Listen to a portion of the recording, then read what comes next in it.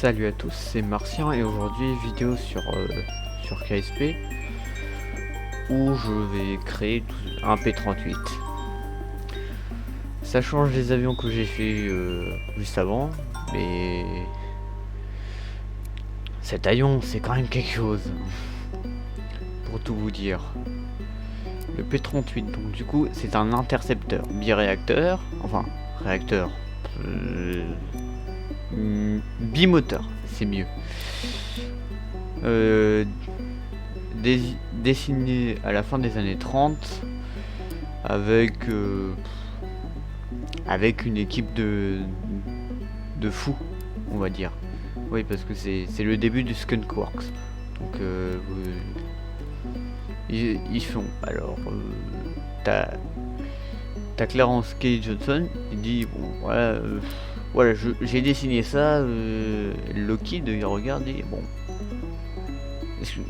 il vous faut quoi, de la place et c'est tout. non, mais donc du coup le P38 c'est un avion que je trouve magnifique et puis c'est peut-être l'un des seuls qui est bipoutre aussi. Bon,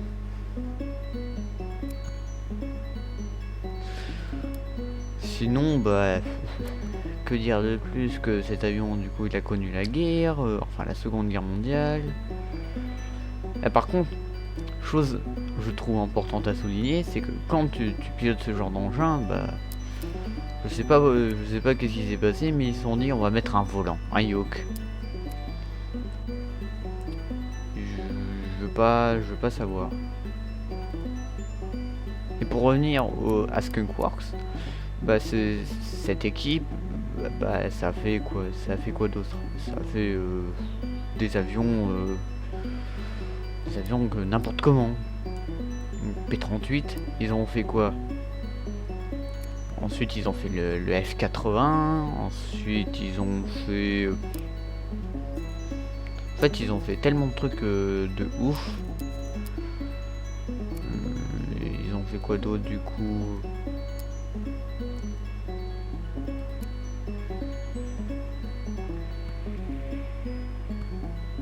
C'est compliqué. Bah, ils ont fait le SR-71, hein. Ils ont fait le... Je sais pas si c'est eux qui ont fait le F-22 Raptor. Ils ont fait le F-117. Alors le F-117...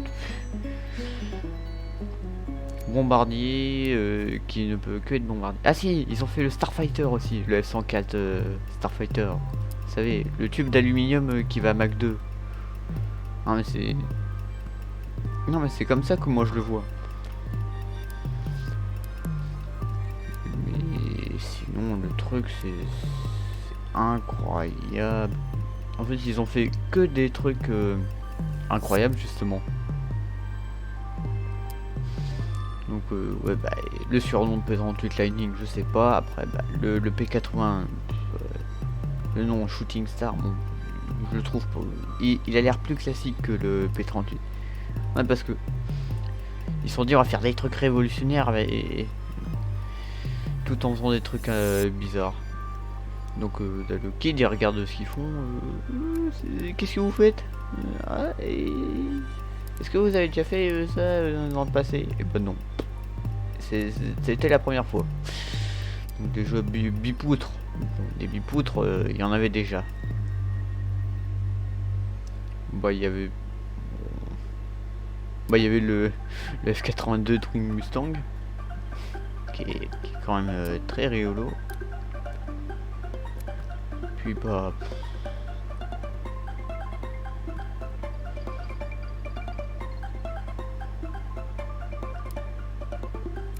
non mais là je regarde des trucs mais genre d'après ce qu'on dit, les performances se rapprochent bah, déjà de sont comparées qu'à des biréacteurs.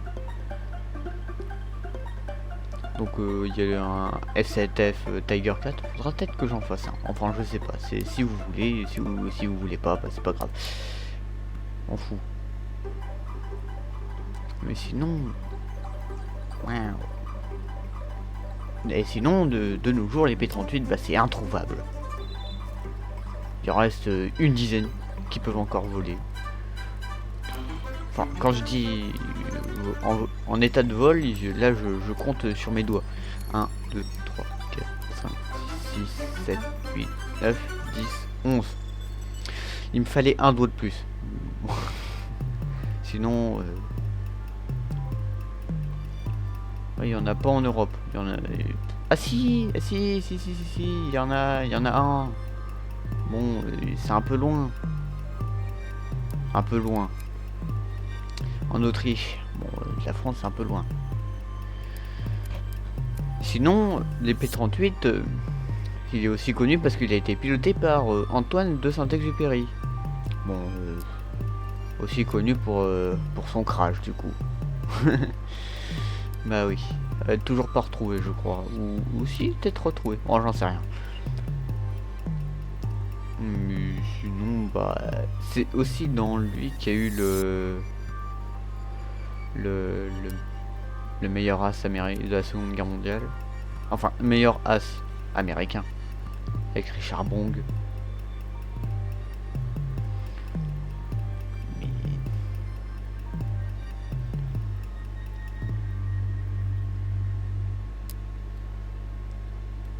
Et si vous voulez piloter un P38, hein, enfin...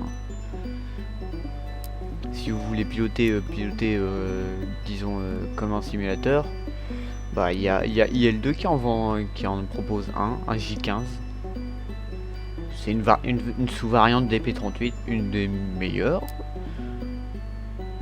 Parce que des variantes de ce truc, il y en a eu des tonnes. Version. Alors, version... Et puis en plus, il y a des versions prototypes. Hein. Parce que... Bon... Bah déjà, t'as tous les versions en F, qui sont les versions de reconnaissance. Donc là, il y en a déjà un paquet. Puis ensuite, t'as le P38, la première version, avec le chasseur connu. Voilà. Donc, ce que je sais, c'est que... Au vu de la forme que ressemble le P38 que j'ai fait, c'est soit un J justement, donc la version, une des versions les plus produites, j'ai l'impression, parce que je regarde de 1970, pourtant bon, il reste pas beaucoup. Hein.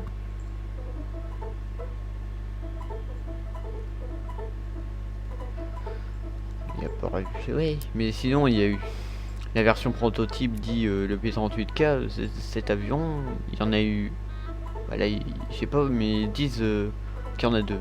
Ça sert à rien de chercher, vous trouverez pas de photos internet, hein, sur internet. Enfin si, vous pouvez trouver des résultats, mais ce n'est pas le bon modèle. C'est juste qu'ils ont fait des améliorations extérieures. Donc le P38K c'est un monstre. Donc c'est toujours produit par Lockheed, donc ils se sont dit bon. Alors comment faire?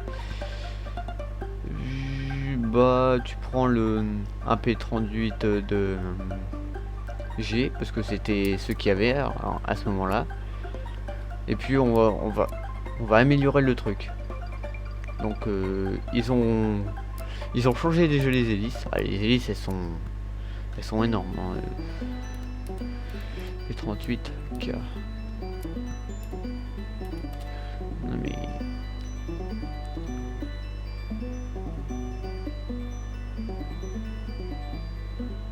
alors là, si vous cherchez, là je suis en train de chercher pour vous, il n'y a pas de photo. Les seuls endroits où vous pouvez trouver P38K, c'est dans War Thunder, mais bon. Ouais, non. Mais c'est... Waouh! Pour vous dire, le truc, ils ont fait des grosses hélices, ils ont fait quoi? Ils ont mis des gros radiateurs. Parce que les hélices, elles étaient réquisiées à l'époque.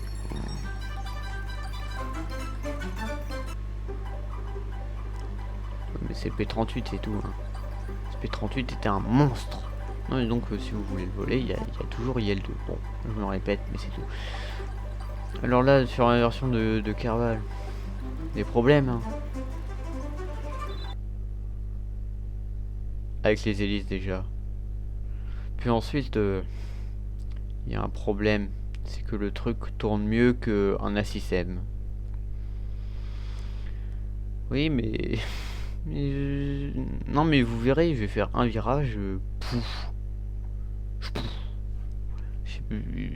Je vais tellement dégrader en vitesse que...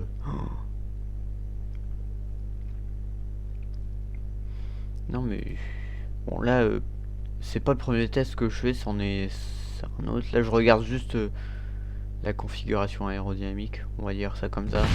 Bon, ça termine par un crash.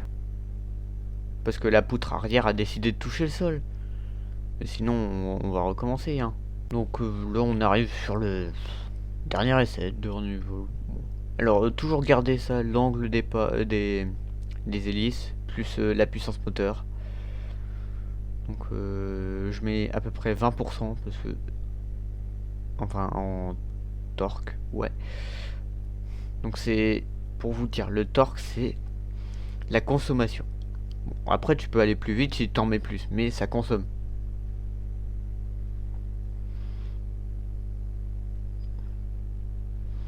Et sinon, l'angle, bah, le pas, comme on appelle, bah, il faut le varier parce que c'est pas le même que pour le décollage, que pour l'atterrissage ou en phase de croisière, tout ce que vous voulez. C'est pas le même. Et il est pas réglé automatiquement dans le jeu. Bon, après, ça serait un peu plus compliqué. Mais il a du mal à décoller. On arrive pratiquement en fin de piste, mais il va décoller. Voilà. Donc on va retirer toutes ces petites flèches, hein, quand voilà. Alors, on peut voir quand même qu'il a une bonne gueule. Je sais pas si vous trouvez. Ah, mais c'est... Ouais, il ressemble un peu au vampire. Mais version avec des hélices. Ou alors c'est le vampire qui est un P38 mais avec un réacteur et sans les hélices. Oh, je sais pas, hein, prenez ça comme vous voulez. Ah, mais quand même. Ah oui, j'ai pas parlé, mais à la base, il voulait mettre des gros moteurs pour le P38K. On va revenir un peu dessus, mais vite fait. Il voulait mettre le Merlin, le Rolls-Royce Merlin. Mais en fait, le Merlin, il pouvait que rentrer que si tu modifiais tout l'avion. Sauf que voilà le problème, c'est que si tu changes tout l'avion, bah ça se trouve il sera moins bon. Et puis il avait le compresseur et tout. Donc ils sont allés voir Allison. Ils lui ont demandé un moteur qui balance des chevaux n'importe comment.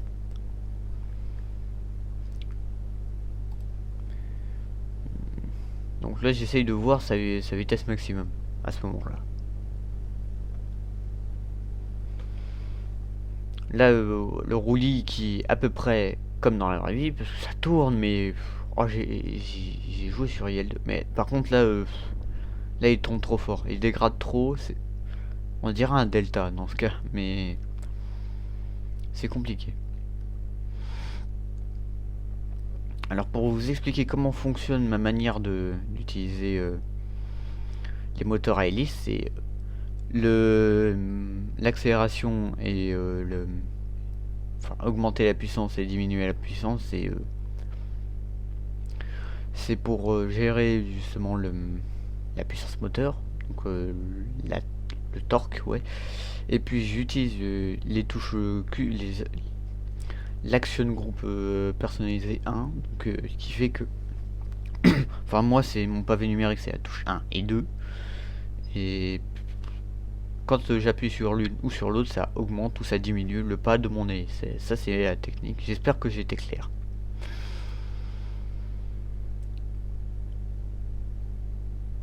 Donc pour revenir à cet appareil emblématique, c'est des grosses performances, et puis c'est selon moi l'avion le l'avion le plus... le meilleur avion qui a été créé par les États-Unis. 10 000 exemplaires. On est combien au niveau de l'IL-2? Juste. Par rapport à l'IL-2. Pas le jeu vidéo, l'avion. Ah oui, on est un peu plus du triple avec... Mais bon. C'est vrai que... Oui, il est rigolo cet avion. Mais bon. Donc là, un moment où je prends où j'essaye de trouver une bonne position pour les captures d'écran.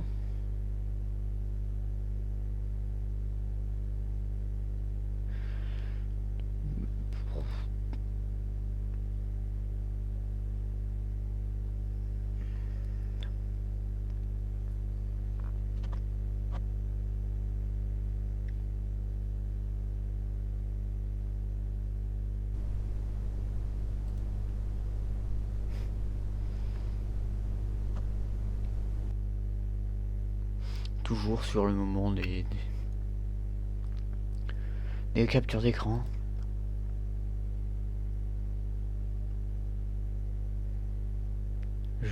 En fait, je suis en train de me demander qu'est-ce qui s'est vraiment passé pour qu'on perde autant de P38.